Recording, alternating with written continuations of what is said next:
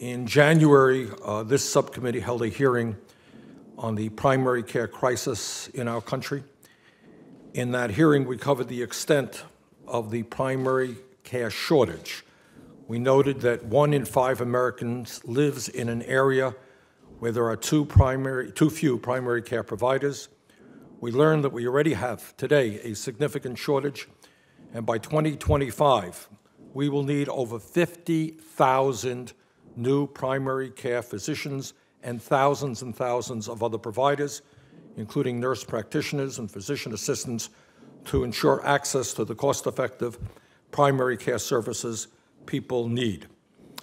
The fact of the matter is that as a result of the primary health care crisis in this country, we are losing tens of thousands of people every single year who die because they don't get to a doctor when they should. We are seeing people ending up in hospitals when they could have been treated earlier because they did not gain access to medical care when they needed it, when it was appropriate. And we are also, as a nation, spending almost twice as much per capita on health care as any other nation. And I think it's important to understand that in America today, our ratio of primary care physicians to specialists is 30 to 70. 30% primary care, 70% specialists. That is exactly the reverse of what we're seeing around the rest of the world.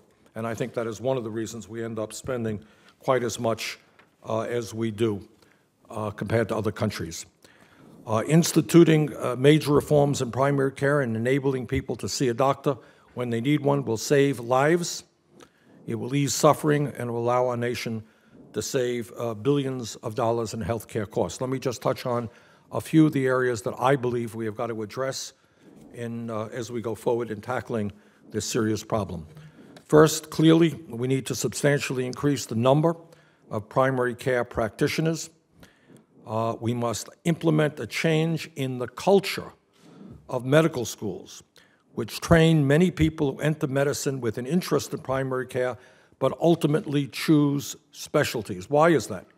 Why is that a lot of young people come in with the desire to be primary care physicians but end up not being so?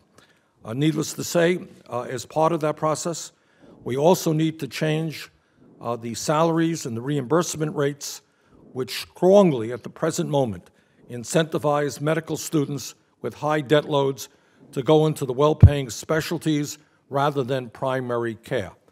I mean, at the end of the day, we have to ask ourselves why some of the medical people who work harder end up earning substantially less than others.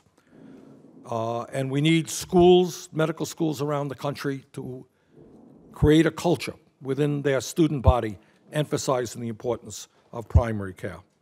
While some medical schools, in fact, do an excellent job, and we are going to hear some of that in our second panel, do a great job in educating and training primary care physicians, the truth is that some medical schools do relatively little, and some, in fact, do nothing, virtually nothing at all.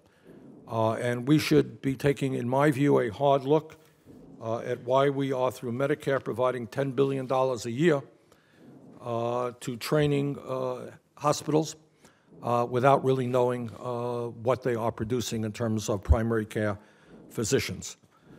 Furthermore, we need to greatly expand, in my view, the federally qualified health center program. We're going to hear some of that discussion today. In my view, FQHCs provide extremely high-quality, cost-effective health care to millions of people in 50 states around this country. And it's a program that we have expanded in recent years. I think we need to do more.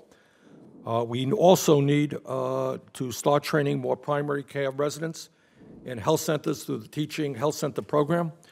This program, which is set to expire in 2015, only received $230 million over the last 5 years, a small amount compared to the over $50 billion going to train residents in traditional hospital-based settings over this period. We know that these community-trained providers are more likely to continue serving in the areas that need the most, so expanding the number of teaching health centers is good policy that Congress should support. Last but not least, and we'll obviously be hearing more about this from Ms. Spitzko In my view, we need to greatly expand the National Health Service Corps. In recent years, we have expanded that program. A lot more young people are now graduating medical school and dental school and are able to serve in underserved areas in primary health care because of the National Health Service Corps. We've made some good steps forward. We need more to do.